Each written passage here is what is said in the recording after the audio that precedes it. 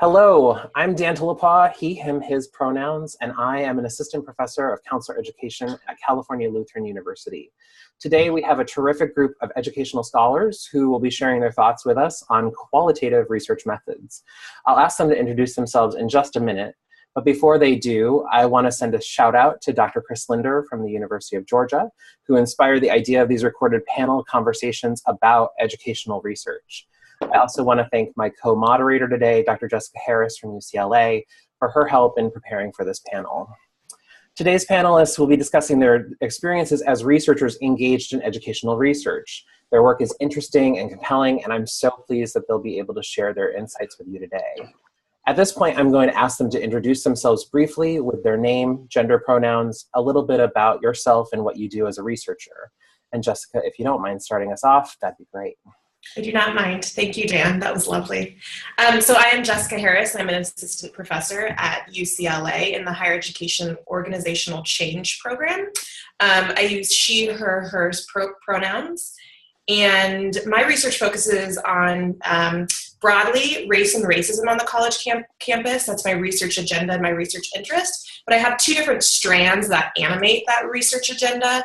And the first strand is multiraciality, so focusing on multiracial students, faculty, campus professionals, and complicating the rhetoric and the discourse around multiraciality within higher education. And then the other strand that animates that research agenda is focusing on women of color survivors of campus sexual violence. And again, really complicating how policies, procedures, programs might uphold systems of domination as women of color survivors trying to navigate actively navigate the college campus. And I'm Michael Hevel. I'm an assistant professor of higher education at the University of Arkansas. I use he, him, his pronouns. I'm primarily a historian of higher education and focusing on college students and their experiences over time. I also have done some quantitative work, especially related to the influence of fraternity and sorority membership on students' educational outcomes. I'm Carrie Kortegast. I'm an assistant professor at Northern Illinois University, and I use she, her, hers pronouns. And thank you very much for inviting me to be part of this panel. My research and my background is in student affairs administration, and so some of my research focuses on the experiences of student affairs administration and practitioners in the field, as well as student experiences, in particular looking at LGBTQ students' experiences in college. I also define myself as a visual methods researcher and utilize visual methods in both higher education research as well as my own pedagogy. Terrific. Thank you so much again for the three of you to be joining me today. We're going to start with the first question, and Carrie, I'm actually going to ask you to start with this one. And so how would you explain qualitative research to a student who may not be familiar with what that is? Mm-hmm. And that's actually really good questions. And I've heard people sort of say, well, I like stories and I like words, and so I want to do qualitative research. And I think we need to be really thoughtful about how we don't sort of engage in minimizing rigorous methods. But those rigorous methods may look different across different types of practices or methodologies. And so I think in some ways these simplistic pieces of go-to stories and words sort of minimize these larger tradition around how we engage in research that utilizes various methodologies that try to rather than what I think the goal around quantitative research is to quantify and prove particular outcomes, experience, etc., and sort of try to sort of create sort of what might be generalizable.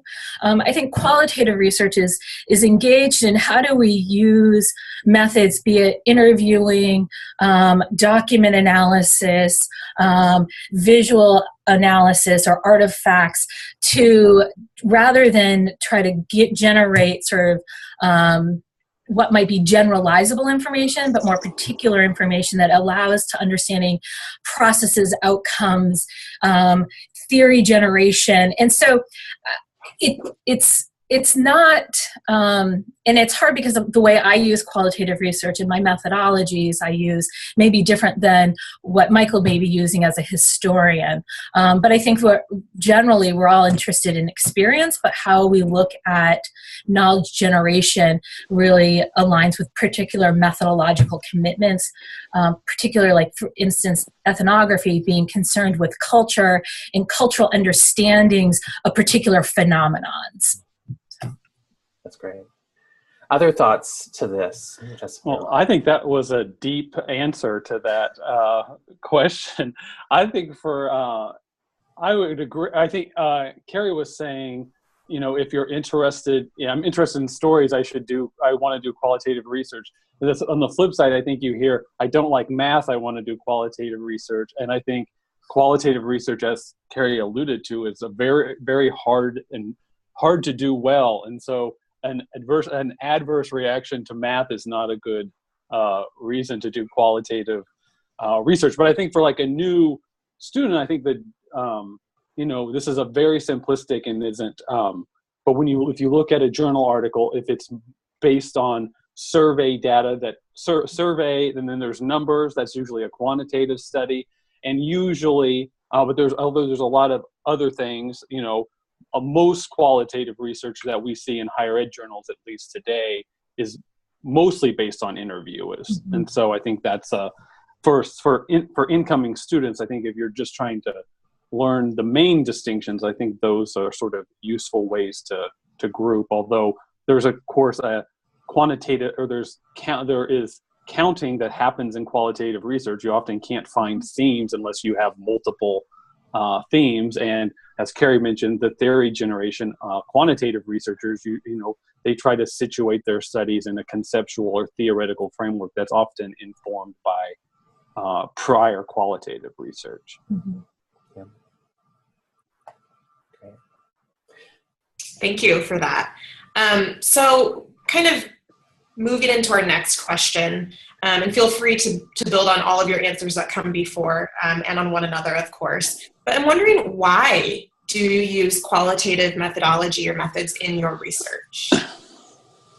So I would say, so I interpret this as a historian as, why do you do history? And I am interested in the previous experiences of college students on our campuses and in higher education in general, because I think it affects a lot of our present that we don't really appreciate. And so I think a lot of people working in higher education today think whatever is worse today than it's ever. We've never dealt with student diversity before. We've never dealt with technological change before, but that's just, not true in any way.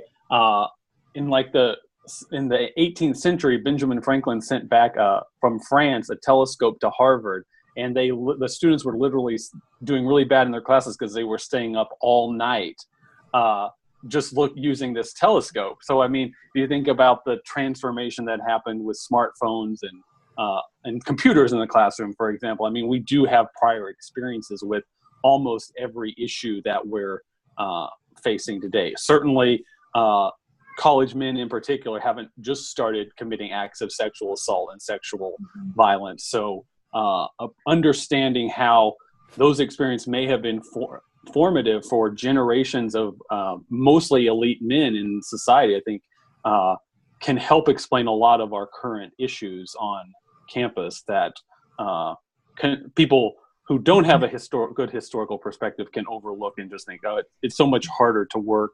It's so much harder to teach. It's so much harder to, educate the next generation of adults in society. And I think it's been hard for a really long time. That's a good question. I think that that I'm probably going to just contradict something I just sort of talked about. I mean, I think that there is something around the specialness of being able to have conversation with individuals, to understand their experience, interaction, engagement with institutions of higher ed that can come through story and storytelling. And I think that there's something incredibly powerful, particularly if some of my research and my commitments are coming through sort of critical perspectives, and also trying to think about how we push back about sort of dominant narratives around both research methodologies, but also sort of the ways in which we may come to see particular topics relevant to higher education. And so, and for me, I think that we often, as a visual researcher, or using visual methods in a variety of different ways, both in research and pedagogy, I'm drawn to the ways that visuals allow people to express and to connect with experiences, knowledge, in a way that may be different than using numerical data or written or verbal data. And we often privilege that. We privilege the written word. We privilege oral, like the interview data, and we privilege numbers. And I think that there's lots of ways we may be missing things that of tapping into other senses may be helpful. And so I think that's, for me, is part of why I like qualitative research, is the possibilities of being able to understand complex phenomenons that may be connecting or important in people's lives in different ways. If I can add one piece there, I think, Carrie, what you were saying resonates for me as a qual researcher, right? So when I think about the sexual violence narratives that I've collected from college men who are survivors, one of the things that I find, at least in my work, why I appreciate the narrative and the story is that statistics give us an understanding of what has happened, but it doesn't give you the full impact. I mean, there is a difference to me of understanding the percentages of men that have experienced X number of sexual violence experiences. But there's a whole richer, more powerful, more deeply felt experience of sitting as a researcher with a student or a young person who is basically like bearing his soul, talking about these significant critical experiences of his life, and the ramifications of that experience, right? And I think that's not to belittle the power that can also be found in quant research, but I do think that storytelling becomes so compelling to me of reading a piece and just hearing what students' experiences are about and how that sort of drives hopefully change, right? So I think that to me is why I tend to gravitate to. I'll also be honest, I am not a statistics person. My brain does not work that way. So going back to sort of the earlier conversation, for me, I absolutely agree. We cannot have, students should not be funneled into qual research just because they're not good at math. But we also know that, as a counselor and having that training, for me, I'm interested in understanding people's stories. I'm interested in their voice. And so how can I center that? That's for me, the piece that strikes me as why I continue to do this work. And I think, sorry to jump in, I think that you're right. I mean, we need to be thoughtful about, I think sometimes people say, well, it shouldn't be if you decide you're a qualitative or quantitative that drives sort of your research. It should be the research question. Yep. And I agree and disagree at the same time. Yes, we need to be thoughtful that we're congruent with the question, but I'm probably never going to set up a study that is going to use hierarchical linear modeling. And I think that's okay, because I'm going to design questions and problems that are going to align with my own sort of beliefs, assumptions, and values. And so I think we minimize it when we say it should just be about the question. Well, the question's driven by a lot of different factors. And I think additionally, I think the other piece is some people trying to put themselves in camps, like a qual camp, a quant camp. I think that's not, I don't think that's useful. Mm-hmm. I don't think it's generative to the field. I think that they both bring values. You're right. In some ways, we don't know the scale of the problem around sexual violence without having numerical data, but we need this narrative data to know potentially the depth of impact. Mm-hmm. So I think this has been said somewhat, but I wrote it down a little bit earlier, so I'll still say it and just kind of build and maybe wrap up this one question. But Carrie, you said, that there's power in these stories. And I also want to add that there's empowerment in them as well. I think we've been kind of talking around that, where I find, hopefully, that a lot of the women, a lot of the participants that I speak with, they're reflecting on their experiences. And a lot of times people will say to me, like, this is the first time anybody's asked me these questions, or this is the first time I've ever had an ability to really reflect on this. So thank you. And I also have to thank them for sharing their narratives. Sometimes I feel a little, not necessarily voyeuristic, but like, I feel so privileged and just really privileged to be able to hear like 27 different people's narratives about being multiracial faculty members, right? Where these individual faculty members aren't necessarily hearing the beauty that is within this community. Like they will, hopefully, once I write up those themes, but there's just a lot of empowerment, I feel, in qualitative research.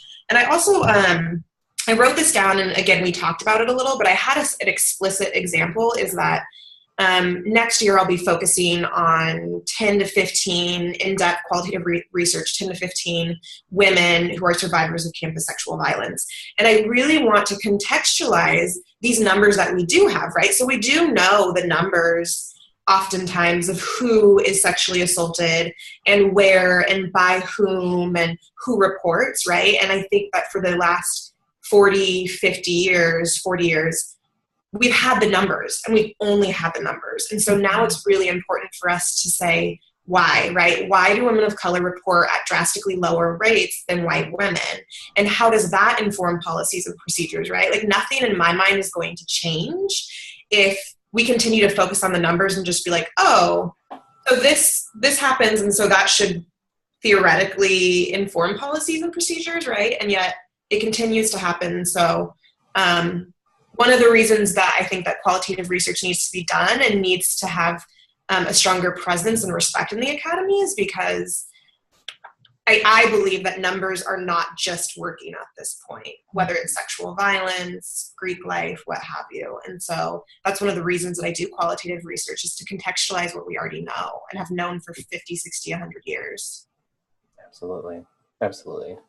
So we've started to move into this next question a little bit based upon some of the answers. And so each of you draws upon different methods that fall within the qualitative research umbrella, if there really is such a thing as an umbrella, right? And so I'm hoping that each of you could maybe talk to us a little bit about that method and what draws you to that particular method. And so Michael, maybe you could start us off with this question. Sure. Well, again, I think what really draws me to history is just an interest in the past and a belief that the past affects our present every day, and that unlike quantitative research, which tends to have an overall goal of predicting what happens, if we know that living on campus increases GPAs, we would want more people to live on campus because we predict that will increase the overall GPAs. Historians are very interested in the larger contexts that are happening, and are, would never want to use their research to predict what will happen, because they see all these social forces that maybe, unlike in some quantitative research that you might try to control for students' socioeconomic experience, it's going to be like, you can't really control, you can't you can't isolate that in the larger thing. So I'm just really interested in how the past influences our present. But there are things I think that we can learn from the past, or historical research might uncover issues that contemporary researchers aren't really exploring.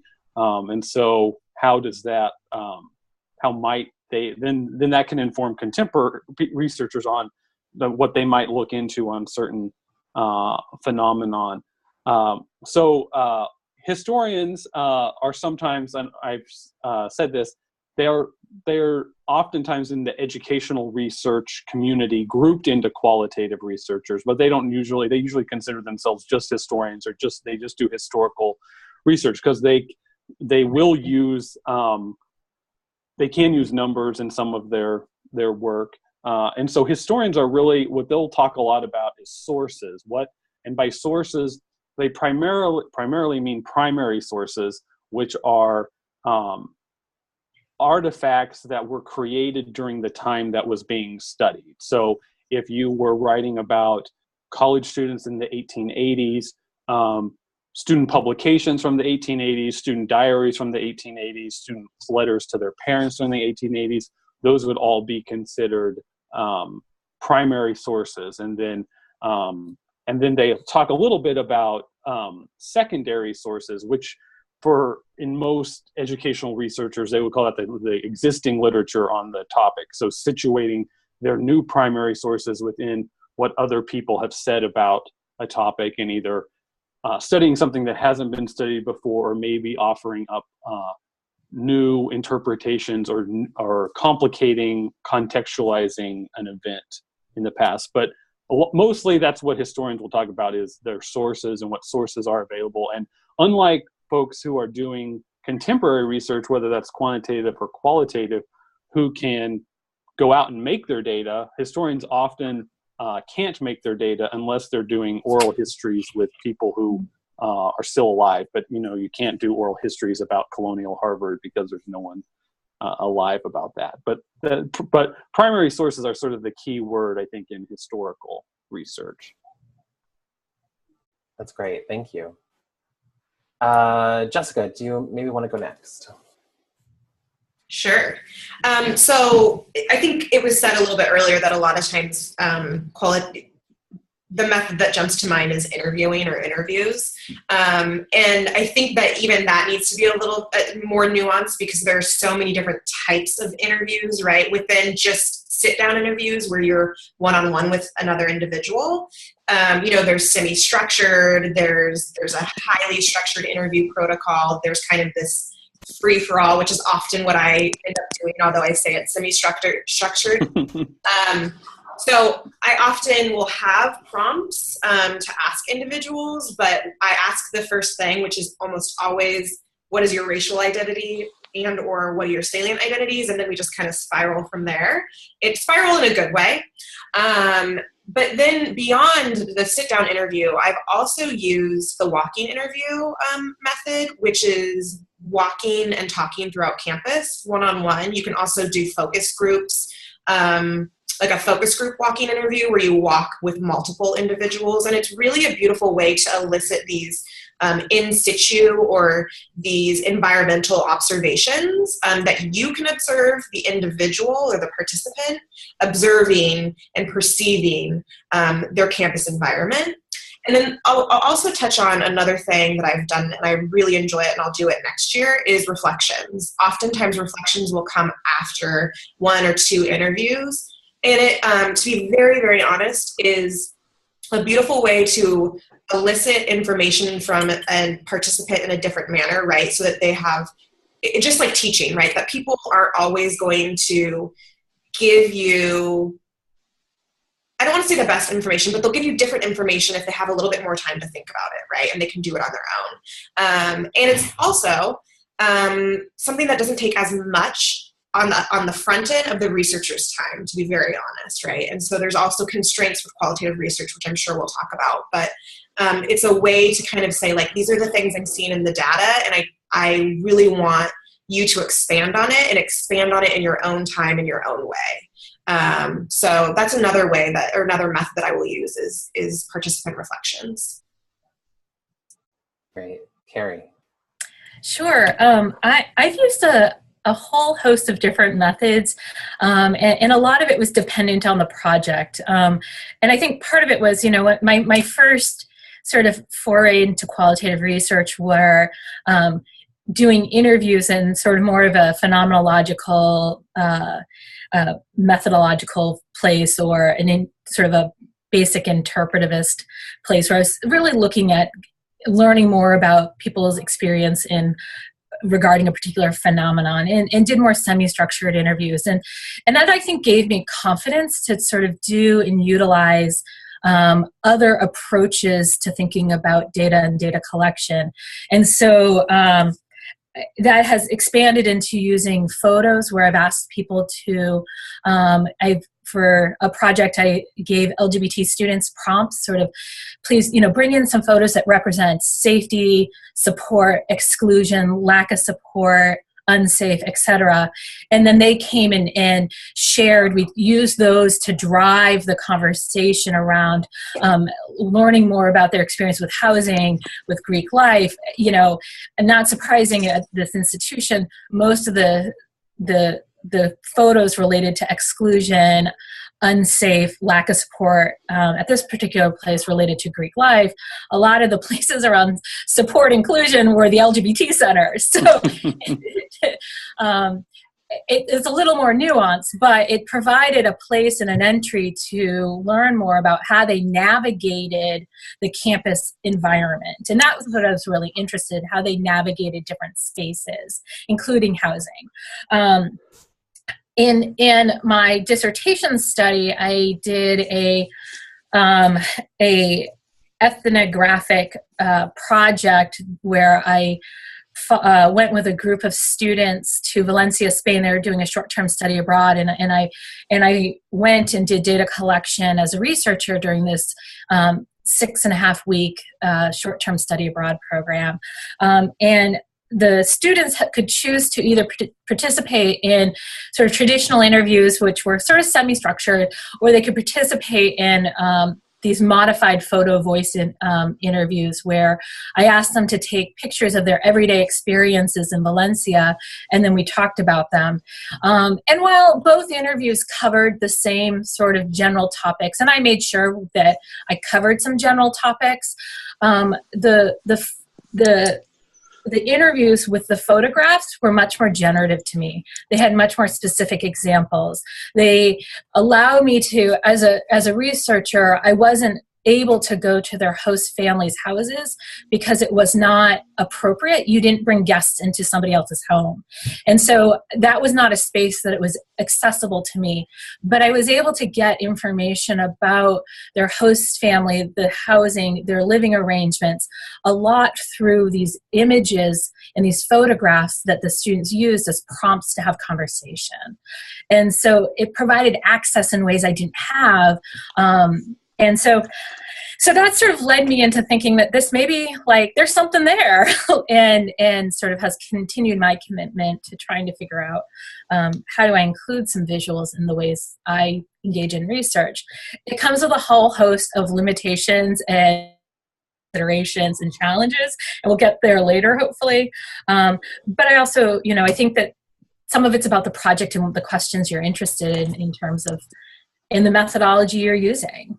So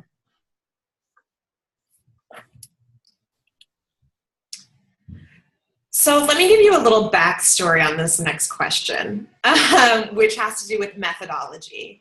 So Dan and I were going back and forth about questions, and he sent something over, and I was like, should this say method or methodology? And it was really this thing of, like, I don't even know, because I honestly, every time I do one of these chats, every time I go in to teach class, I'm like, let me Google this again to remind myself not even what the difference is, but like what is what and what should we be using. And so I want to have a conversation around like what to you is the difference between method and methodology. And then if you could explain more about a methodology that you've used for qualitative research and how that guides your study, that would just be lovely. And Carrie, why don't we start with you? Yes, and I think that's tricky I think sometimes methods can often get conflated with methodology. And I think that when we think about methodology, a lot of it is sort of these theoretical approaches to doing the research. So if I'm operating from a place using ethnographic research, I'm committed to issues around culture, cultural understandings, and understanding sort of pieces around potentially rituals or potentially sort of how culture may influence or navigate individuals' experiences.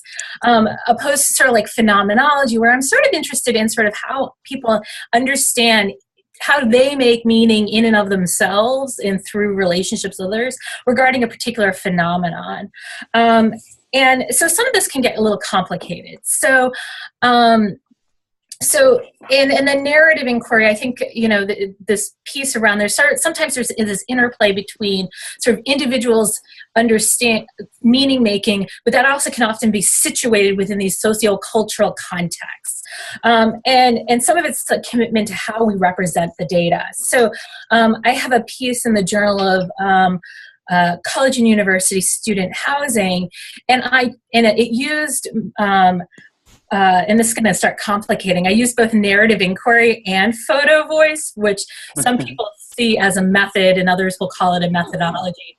And I can get on board with both.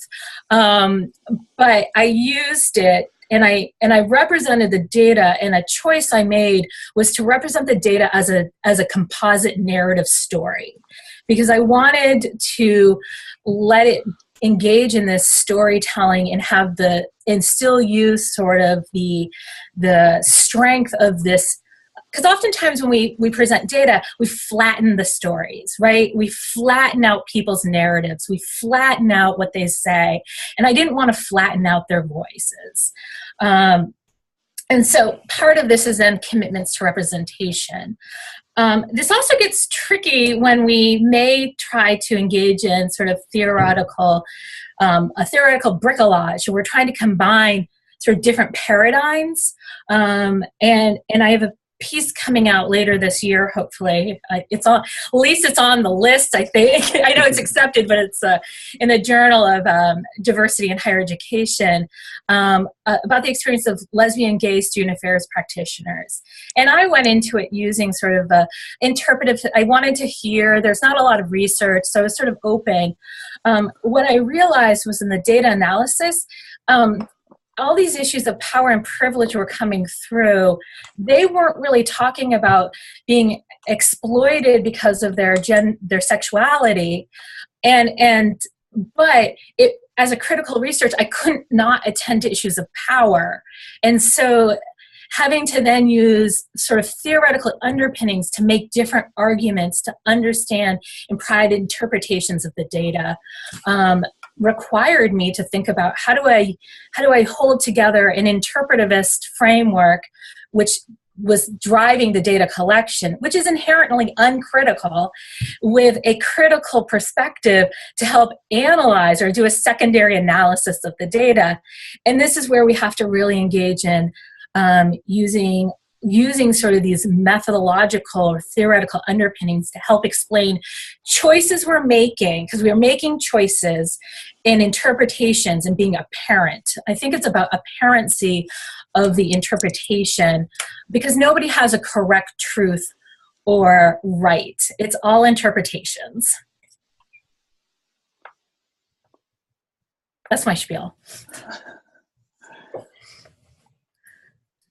Does anybody else have any thoughts? Well, I'm glad Carrie went first, because a historian has no idea what the difference between the methods and the methodology are. And if you look at, if you pick up the History of Education Quarterly, which is like the flagship journal for historians of education, both at the K-12 and higher, and education broadly defined, you will never see a heading that says methods.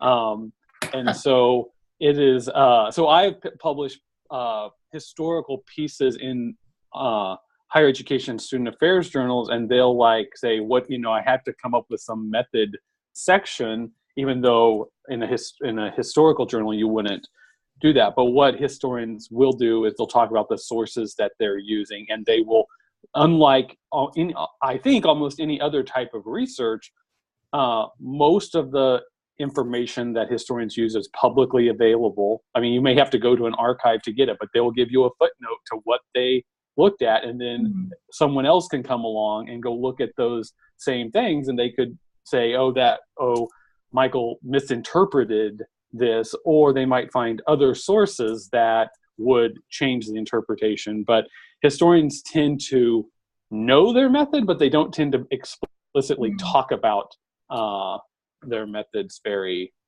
much. So I'm glad that Carrie was able to be eloquent about methods and methodology, because historians will just say, I'm a historian, and then you sort of imply what that means in terms of a method. So that's what I'd say.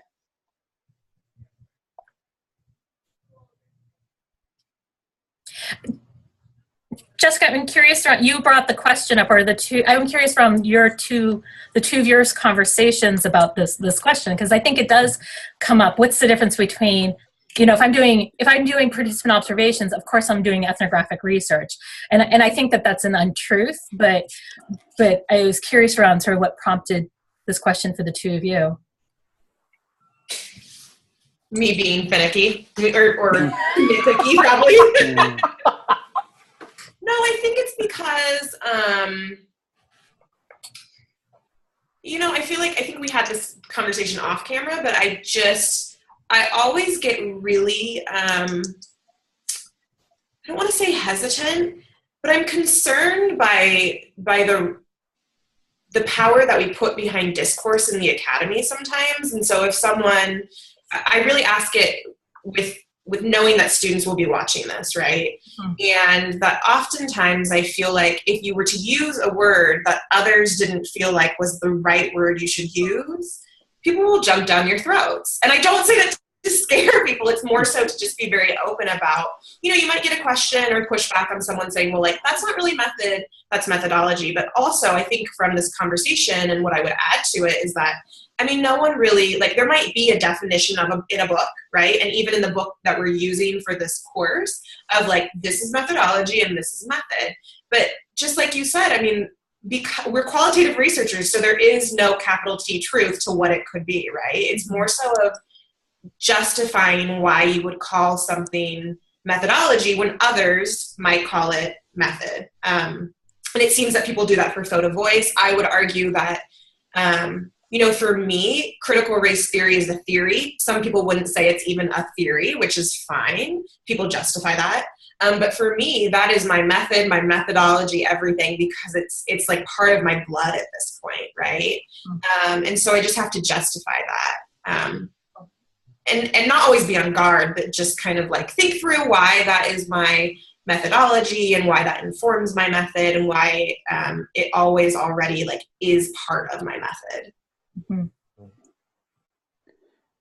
And you talked about Dan, go ahead. Go ahead, Michael. Yeah. Well, you talked about like, how might it guide your study design or implementation? And one of the things we talked a little bit about the complicated nature of like research questions, and having those, like, what's dictating what. I don't want to give historians too short of a shrift, because they will use certain sources to I mean, the question that they're asking will dictate what source they might use. And so, you know, I would say, you have to be careful about this, but like, student newspapers tell you a different thing than a student diary tells you. So a student newspaper might have been censored, but it was usually controlled by campus elite, like student elites on a given campus. The diary could have been written by an elite on campus too, and there'll usually be clues to that. Maybe they were involved in the paper, or they belonged to a fraternity, or, you know, they had sort of unlimited money to spend. But historians certainly align what it is they're interested what they're interested in with what sources they would use to explore that issue. But we tend not to have like different. There are some people who would say they do like quantitative history, and there are historians who might rely more on oral histories than other sources. But generally, a historian will just use whatever sources they can get their hands on, because there's not enough of them to there's never as much as you would want about whatever it is you're studying. Mm-hmm. Some ways it's like scavengering. It's like, yes, exactly. I need to get anything and everything related to this topic. Yes. And I would say that I see some of that too, I mean, in qualitative researchers in like the traditional sense, right? Like, to me, when I think about the work that I've done, I'm asking a narrative inquiry sort of traditional interview, but then I also tend to use a lot of journaling within my study, because I feel like there's something different that might come up from a student having time to knowing what the question is, spending time crafting the response, and not having to be jarred with like being put on the spot. Like there's a different sort of piece there. And then even if there's a third step of, the photo narrative or arts-based, like I think that's the really cool thing about qual research, in that there can be all of these different sort of points of collection that suddenly inform and give you, again, going back to what, Michael, you were talking about context, it becomes important in historical research. I think for what I notice about qual researchers in general, that context becomes often a key component of our work, of trying to build an understanding and trying to communicate that through our findings as well, of setting up what that context is and how that context creates holding environments or sort of environments of change for individuals, either collectively or individually, around whatever we're studying. And so I think, I love that scavenging idea of history and historical approaches, but also see it also playing out in different ways too for us. So moving to sort of next question, what do you see as the advantages and disadvantages to doing qualitative research in education? And maybe Carrie, do you want to start us off with this one? I think I might sort of hit at some of the disadvantages, and because I think we've been talking about some of the advantages along. It's time intensive often. It's time intensive both in terms of the labor to engage in the data collection, as well as the labor around analysis and the labor around getting it to disseminate it in whatever form that may be. And so I think it's, in a time where a lot of us have pressure to do quick research or get things quick, it sometimes can feel a little, how do you do that? And there's some pressure, I think, and sometimes students I just want to get my dissertation done. I just want to get done with this. And so slowing down, it's not where that we need to sit with processes. And so, and sometimes it's difficult. I honestly, I did a study this year, and I've had success before around using visual methods, and it fell flat. It fell flat this year. The students didn't, and what I realized is I didn't put enough prep time into preparing students to do things that were different. They're often, I was like, well, they have smartphones. They record their lives all the time. And what I didn't think about was they're not recording their lives in the ways in which I were hoping for this study. And it fell flat. I need to rethink it. And I have luxury of time as a faculty member right now, but and I've learned a lot, but sometimes it's hard to, you have a great idea. I have a student who is interested in, women pursuing doctorate degrees who are over the age of 65. And I'm like, great. I don't know how you're going to find these women. So there's sometimes accessibility, access, that can be sometimes challenging. And not that that's not challenging in other research, but it can be particular trying to find the right people. Yeah, I would say I just had a student do a dissertation, and what their population was. I was like, are you sure you can find that enough people to do that? Oh yeah. And then lo and behold, like, write the proposal, and then gets permission. Oh, this is a great, well-written proposal. And it's like, well, I only found 6 people, and in a way in which he needed more than that. So, and you can have a very good idea that certainly would be interesting, but is it researchable? And that's a challenge that quantitative researchers run into. Can they get enough people to turn in their take their surveys and turn them in as well?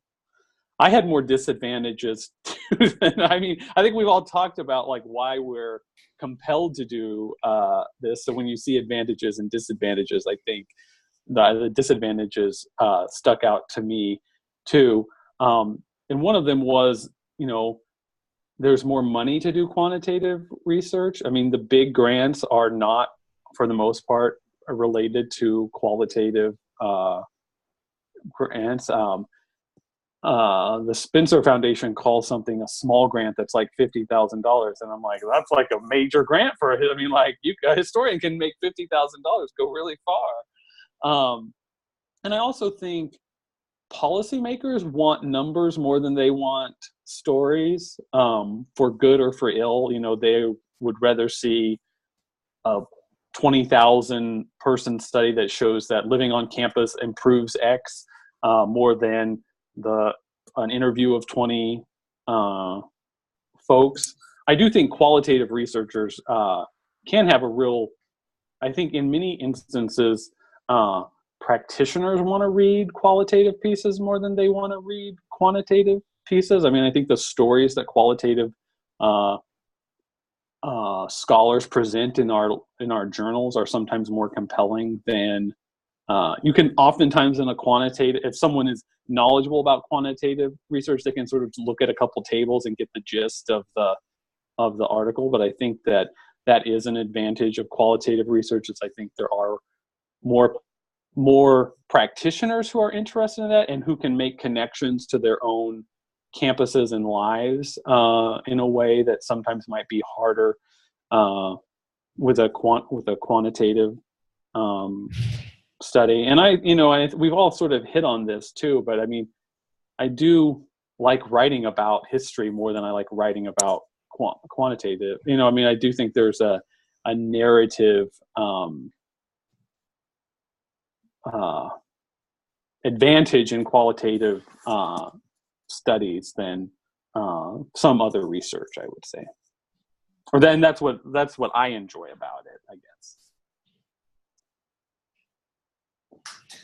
So I will add something, and I think it will bring us into our next question. So one of the things that I find, I don't want to say it's a disadvantage, but something that I struggle with often is the soul-crushing nature sometimes of the research that I do, because my research is very much me-search, right? Like I'm focusing on multiraciality, I'm focusing on women of color. And so joking aside, yesterday I was finished the 28th interview of multiracial faculty member, and I was like, I really need to find a therapist. I really do, because each session is like a therapy session, but it's more so of like not necessarily me being the therapist, but I'm like, oh my God, yeah, I experienced that too, and this person's experiencing that. It's just really heavy, really empowering, but it can also be very like soul crushing. And then the other thing that kind of goes with that is that it already is me, but it also becomes my identity in the academy, which is really odd, right? Like I am the one that does multiracial research. And that's like a professional thing, but it also is enveloped in this like whole personal persona that, again, I need to get a therapist. We should all have therapists. Dan, do you have anything to add before I ask the next question? Okay. So my next question, which hopefully kind of gets into this, is if you could tell us a little bit more about reflexivity and positionality and what that means to you in your research and how it shows up in your work. And Michael, let's start with you. Because those words those are not words that historians ever use. They don't show up very much in our work. I would say, to sort of skip down to positionality, which I knew more about than reflexivity, most historians are interested in the topics that they study for some personal reason. I mean, like they were studied abroad in China, so they studied the history of China, or they had a really great experience as an undergraduate with a historian of China. So historians tend to, they tend to want to approach their topics in some ways similar to some qualitative traditions where not assuming that they know you're not supposed to, we call it presentism, which you like have an opinion about today and you make an argument about how we got here. So you wouldn't say, I think student loans are federal loans are terrible. How did we get to this place? You would start from a point of in some ways, I think historians are in ways similar to quantitative researchers in sort of having trying to be dispassionate about their topic in a way, to where you're sort of so you could certainly start like, we have federal loans today. How did we get here? But having a really strong opinion can lead you to not interpret the past correctly. At the same time, there are plenty of historians who study their own populations or populations that they care about, but in a way that is they might certainly want LGBT Americans to be protected, through the, like they believe strongly in LGBT rights and want to study the history of that, but not necessarily having an opinion about what was happening, interpreting the past on its own terms. And lots of times historians often write books, and in their introductions and conclusions, they'll reveal, why they're interested in this topic and how they kind of feel about it. So I just had a colleague who published a book, I think in April, about women in the anti-abortion movement. But she's a feminist and pro-choice activist, and her book just got reviewed, and it was said, the person identifies as a feminist and pro-choice feminist, but treats these characters very sympathetically, that women in the anti-abortion movement. That's sort of like often a goal of a historian. But we tend not to write about ourselves in the way, especially in like an article, where most traditions or most methodologies in the qualitative tradition would write about themselves. But if you read many historians' books, they'll write about how they got interested in it and then what they believe it means today. So as I understand it, based on some behind the scenes thing, reflexivity is about your ability to respond in the moment to the research. Is that right? Does a qualitative person want to define it better than that? There's no capital T truth. Okay. Okay. So, I think that your ability to respond in the moment in historical research, that certainly can come up in oral histories if you're doing oral history. And I'm sort of embarking on a research project that's my first experience with doing oral histories, and the oral histories I'm doing are about a specific event in these individuals' lives. So it's not really like their life history, but really like, what do they remember about being involved in this event that like happened in many cases over several years, but I'm really interested in an event. And, you definitely want to, these interviews, I found they can go for a really long time, and participants can they're excited about participating, but they can sort of tire out before you've got to all of what you're trying to get at if you don't sometimes guide them back to what it is you're most interested in. But at the same time, I've learned a lot letting them go down paths that I wasn't necessarily expecting. I would also say this can happen in the archive when you're not even dealing with other folks. And like I was looking through newspapers from my university's newspaper from the 1980s, and I was looking for a specific letter to the editor that I knew happened in 84 to 85. But in the process of just flipping through all these pages and sort of looking for that, I found like 3 topics. I'm like, that would be an interesting article to write. That would be an interesting article to write. And it's sort of like, you don't have time, like you have to prioritize what it is you're most interested in. I don't have time to go down that path. And maybe if I'm smart, which I'm usually not, I'll write a note about it. So maybe that can be something when I run out of ideas in a couple of years, I might, go back to. But I would say, as a historian understands these words that we don't use in our research, that's how I would talk about reflexivity and positionality.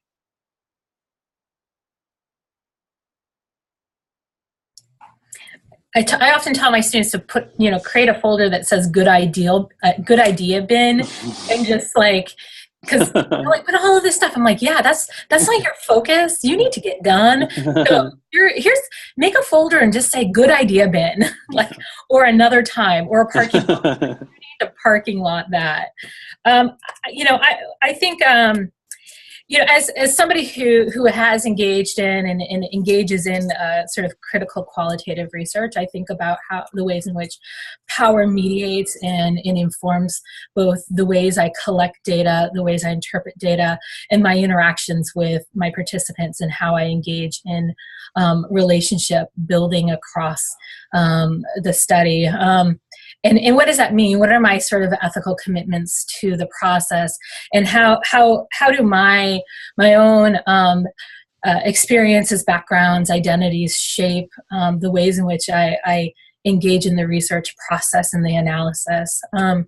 And so when I think about reflexivity, is sort of thinking about there's sort of this process in, phenomenological research where you want to sort of engage in bracketing or epoch, where you sort of write down all your assumptions so you can take your biases and sort of put them on this shelf. And I think that there's no, metaphorical shelf, but I also think that we can't disengage completely, but we also need to be thoughtful about being a parent about what is guiding the ways in which we are interpreting or understanding research. And so for instance, so the first study I did with a faculty member when I was in my doc program was about the experiences of student affairs professionals at small colleges leaving one position for another position. And this came out of the fact I had this terrible sort of experience leaving my student affairs position to start my doctorate program. And I needed to be thoughtful about my own experiences going in and how that may or may impact the ways in which I see the research. What I learned was most people have good experiences. It may be sad, it may be hard, they have these changing relationships, but very few people have these terrible experiences like I had. And so what I needed to be thoughtful about was not how my experience, that may have been the prompt to start the research, but I wasn't investigating terrible experiences. I was trying to understand this departure process. And so being thoughtful about how that may impact it. But, as somebody as a queer person who does LGBT work and is cisgender, and I don't often get read as somebody who identifies as queer. And so when I was doing research with LGBT students, I had to be really apparent about identifying as queer, because they connected in with me in ways that I'm not sure they would have if they just sort of was like, oh, there's another nice straight white woman doing research on queer kids. I think that provided insight, access, and and it gave me some entrance in ways that if I hadn't been apparent about my identity, I might not have gotten the same responses or the openness. And I think that we need to be thoughtful about that. The study that I just sort of talked about a moment ago in terms of sort of having tragic outcomes at this moment, it's not completely tragic, but what I didn't know, and it was about this service learning program. I was interested in how this high impact practice of a combined mentoring service learning program for first generation low income students, their first year, how that may help students engage in persistent practices, engage learning about how to do the institution. What I didn't recognize or realize that all of the students were students of color, and there was a lot of suspicion on who is this person. And so I gained a lot of relationships at the end, but then they ended the program. And so I had great observational data. I had struggled on interview data to getting people to commit. Part of it was time, but I think also, I don't think they trusted me. And so I've had to reevaluate how I'm going to do this study. Thanks for that. And I think we're starting to move into the next question around sort of, in terms of qualitative research, we often hear goodness of the research, trustworthiness. And so could you talk a little bit about what those terms mean to you and how you've worked towards them in your scholarship? And whoever would like to start can start this time.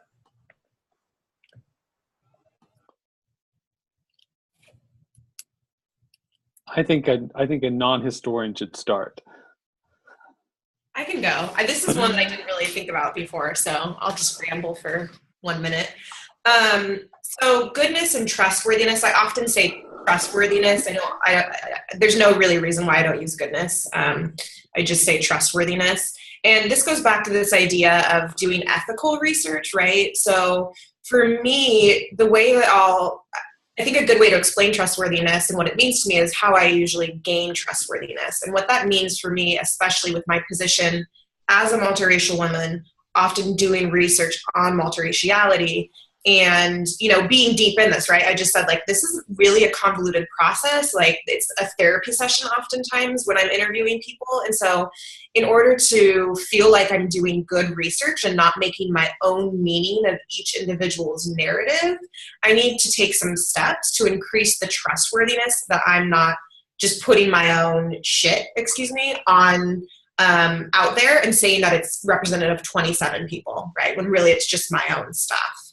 And so what I do to increase trustworthiness is I will send back individuals' interview transcripts, right? And I tell them that I will do that in the interview. And then once I send it back to them, I explain, you do not have to look at this. This is not a part of the study, right? You don't have to feel compelled to have to do this. But if you want to give me any feedback, if you want to clarify anything that you don't think is in the transcript or you want to take something out, feel free to let me know, right? At any point. The sooner the better, but any point. In all of my research, not my dissertation, but up until now, I also will send reflections or themes back to them, right? So, hey, these are the 4 themes that I'm seeing. And what was really beautiful about the last time I did that was it was for 24 mixed race campus professionals. And one of the themes that I wrote up and sent back to them was that people could, actually I'm writing up this whole paper right now. It's about multiracial campus professionals queering race. And really what they do is they enter into white spaces because they are phenotypically more palatable, and that's their words, and they are less threatening to white individuals. And so they don't, white people will say things within those spaces that they may not say, quote unquote, to a real person of color. This is fresh in my mind. I was working on it yesterday. Anyway, so I write that theme up, these people can disrupt white space. And a few people, probably 4 people, wrote back and said, this is not my reality. This is not my reality because I work at a historically Black college. This is not my reality because I am Asian, Black, and Latinx. And I sure as heck don't look like I'm more palatable, right? And so that's really one of the beautiful ways to check my own self, position my own self in the research, but also to gain this trustworthiness. And there are some other ways as well to peer debrief with other people. But that's a very important part of the research process, especially, I believe, when you are really engaged in the context and or you're doing a lot of like me search.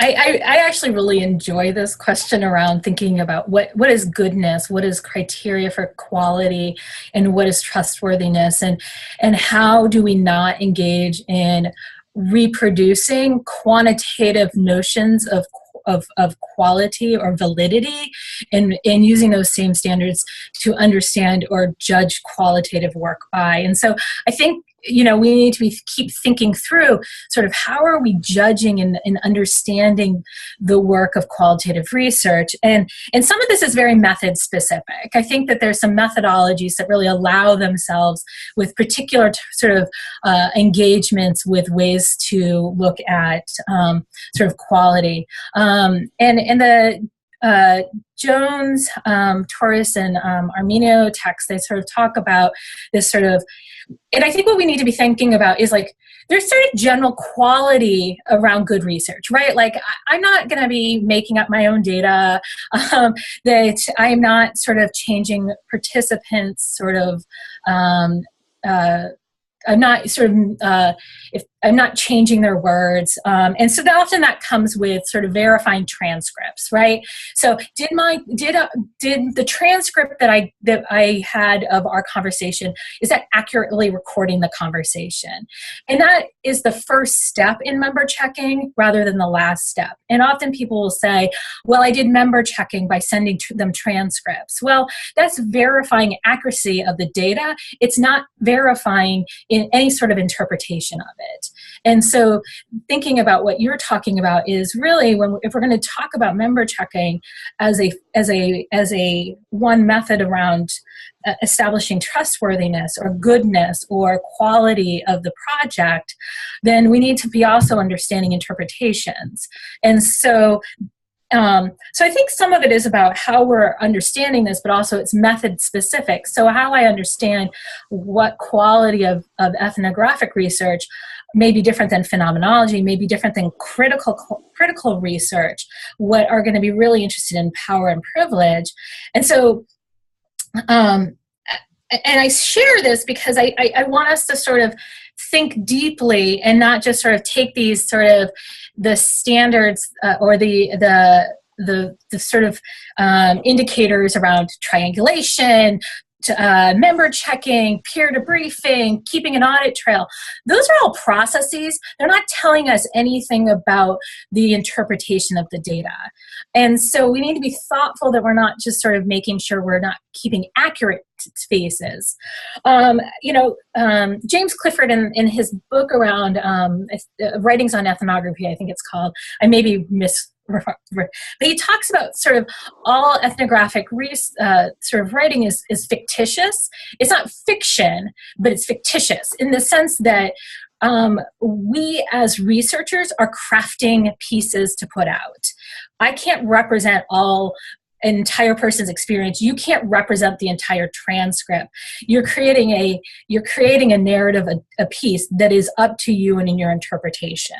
And so I think when we talk about, are you transparent? Well, that's not really accurate. We're not trying to see through things. We want to be apparent about what is guiding the interpretations and how our research is conducted, represented, and produced. And I think that aligns with sort of what the Jones, Torres, and Arminio talk about around this triangle, around criteria for goodness, and how we think through the different levels.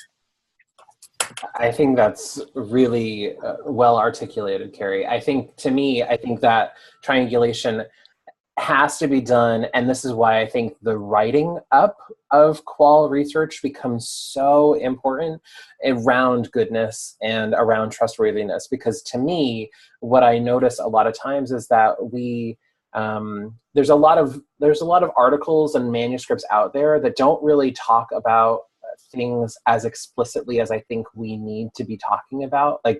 And so I think for me, whenever I'm thinking about trustworthiness, I'm thinking about I always try to include a couple of sample questions that I'm asking participants. I'm always trying in my writing to give as much information as I can about how I reached these findings, right? So that way, if somebody read my piece and they know that qual work isn't generalizable, if they wanted to do and replicate the piece at their own context, that they have a starting point and they could do that, right? And so I think for me, when I always think about trustworthiness, it's about, am I writing up the research in a way that somebody could replicate this and find maybe different results, maybe similar results, but that they could actually do the study themselves. And I think that for me is what's really most important around sort of having that piece, and also just being very ethical, appropriate, all of those pieces combined too. So I think for me, those are important distinctions. Sorry. No, you go, Carrie, because I'm going to take us down a historical path. Okay, I'm going to jump. I think one, what's challenging is sort of the space on journals, but in terms, particularly in journal articles.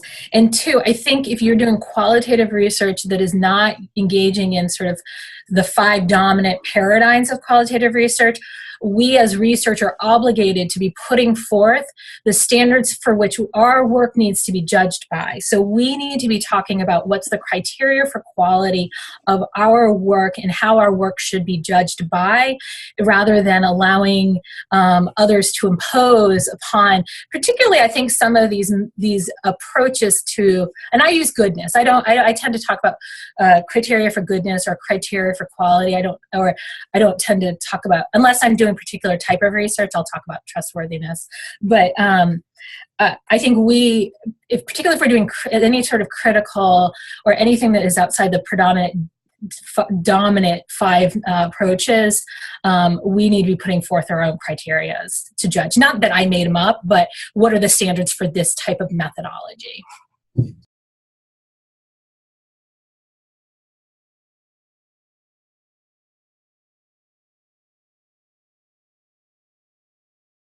Michael frozen? Yeah.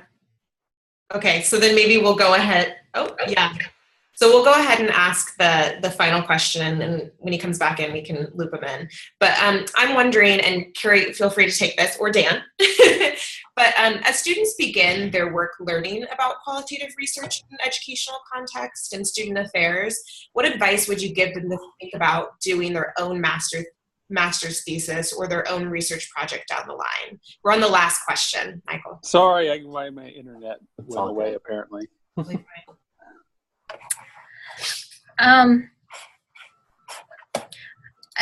I think sometimes that I'm trying to figure out how to answer this question. I think that some of it is about that particularly for trying to do something that you think is that matters, that is going to connect in with a topic that you really care about. That goes a long way with finishing through a project, is if it's something you care about. I think the other piece is that that this is new, and it's okay. It's okay that you don't know things. It's okay that this is all confusing. It's okay. Part of our job as educators is to sort of build upon our own skill sets. And so I would also say is that sometimes you may have all these great ideas, and sometimes it's about how the doability, and that it's also about sort of what can try not to say limit, but also you shouldn't feel bad if you are not going to sort of do participant observations and then a visual method piece and document analysis. It's okay if you bound it to sort of a good sort of interpretivist qualitative study where you interview people. That's okay. You're starting out.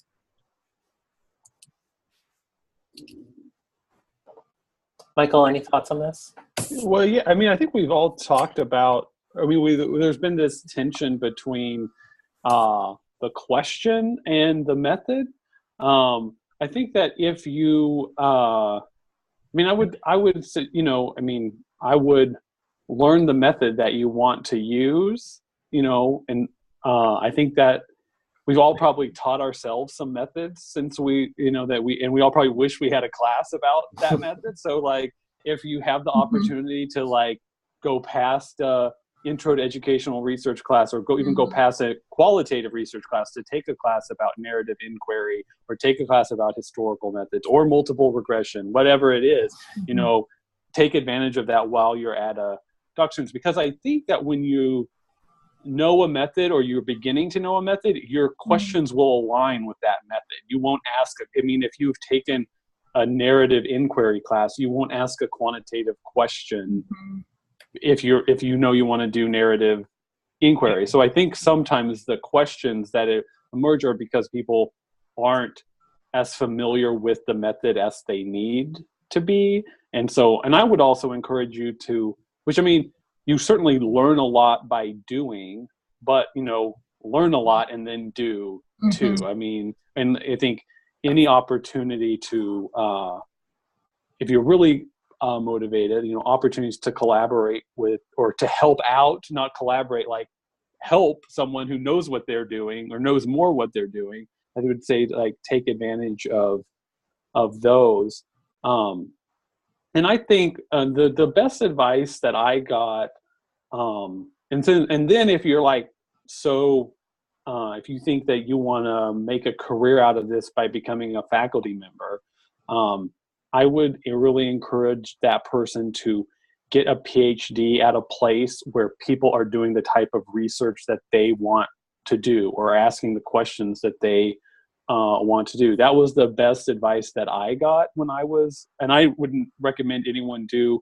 I was trying to do a PhD search about the places I wanted to live for 4 years, not the place, which was not Iowa City, which is where I got my. But you know, I had a master's faculty sort of intervene and say, you have to find if you want to be a faculty member, you need to find a place where the people there are doing the type of stuff that you want to do. It doesn't have to be lined up exactly, but either they're using a method that you want to use, or they're looking at issues or groups that you want to use, because it's really hard to become a strong researcher, I think, without a lot of mentoring by people who have more experiences in the research realm than you do.